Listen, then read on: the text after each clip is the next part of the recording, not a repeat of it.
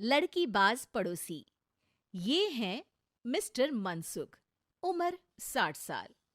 वैसे तो इनकी उम्र है राम नाम जपने की, पर मनसुख दिन रात अलग अलग लड़कियों का नाम जपते रहते हैं। अरे लड़की, सुन तो, तेरा नंबर क्या है? अंकल, अभी तो आपका नंबर है। अर्थी बुक कर लो अपने लिए। अरे अभी तो मैं जवान हूँ लड़की, सफेद बालों पे मत जा। मनसुख राम को लड़कियां छेड़ने की गलत आदत थी। पत्नी बहुत पहले गुजर गई थी, जिसके बाद मनसुख खुले बैल की तरह हो गए। जहां दिखी नारी वहां लाइन मारी। मनसुख राम के पड़ोसी सोनी जी के यहाँ नई बहू आई। नाम था कल्याणी। अरे वाह बेटा कल्याणी, तेरे आते ही घर में खुशी खुशी हो गई है बेटा। अरे माँ जी, जलेबी खाओ, बात मत करो, बोलने से खुशी को नजर ना लग जाए। जैसे मोहल्ले की हर लड़की पे मनसुख की नजर थी, वो कल्याणी को भी बुरी नजर से देखता है। एक दिन कल्याणी छत पे मिर्ची सुखाने जाती है। दूसरे छत पे खड़ा मनसुख गाना गाने लगता है। उफ उफ मिर्ची, हाय हाय मिर्ची, देखे तो तुझे लग जाए मिर्ची। कल्याणी को लगता है कि यूं ही गा रहे हैं, शौकिया तौर पर ये तो होता ही रहता है। एक दिन कल्याणी आंगन में पौधों को पानी दे रही होती है। फूल हूँ गुलाब का, चमेली का न समझना, आशिक हूँ मैं आपका, सहेली का न समझना। कल्याणी को ये बात बहुत अजीब लगती है, क्योंकि शायरी बोलते वक्त मनसुख उसी की तरफ देख रहा था। वो अंदर जाती है और अपनी सास को कहती है, ये जो हमारे पड़ोसी हैं। अरे दूर रहना उससे। हाँ, दूरी रहूंगी, पर ये थोड़े अजीब नहीं है? अरे अजीब, आवारा, ठरकी, पता नहीं क्या क्या आदमी है वो। हर लड़की पर नजर डालता है वो। उसकी उम्र की वजह से कोई उसे कहता नहीं। बाकी उसे आसपास रखना भी नहीं चाहिए। अरे पर ऐसे थोड़ी ना चलेगा, एफआईआर करवा देनी चाहिए। हवालात में हवा और लात खाएंगी तो समझ जाएंगे। अरे यही तो दिक्कत है ना समाज की। जिसके साथ दिक्कत होती है उसको भी समाज गुनहगार समझता है।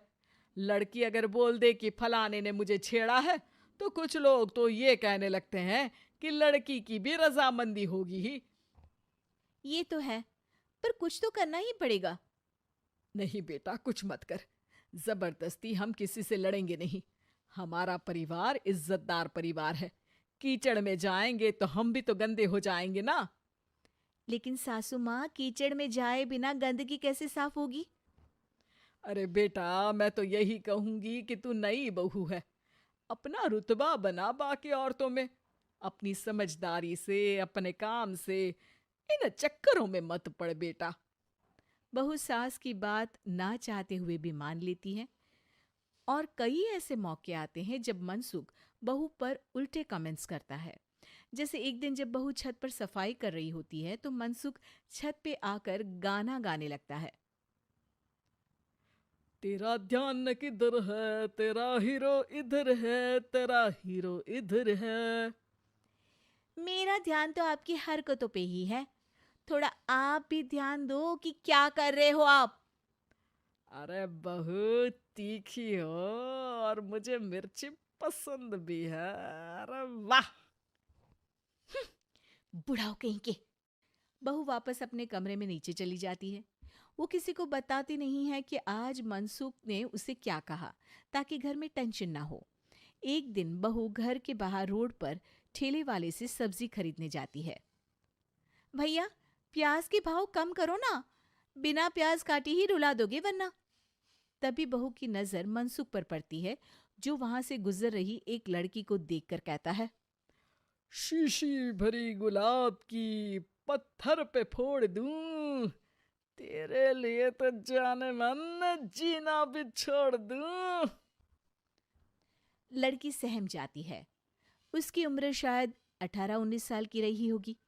बहू ने जब ये देखा कि मनसुख ने इतनी छोटी उम्र की लड़की को तंग किया है, तो वो घर में जाके अपने पति से कहती है, तुम्हारा पड़ोसी मनसुख, अरे बहुत नीच आदमी है। अरे कुछ करते क्यों नहीं उसका?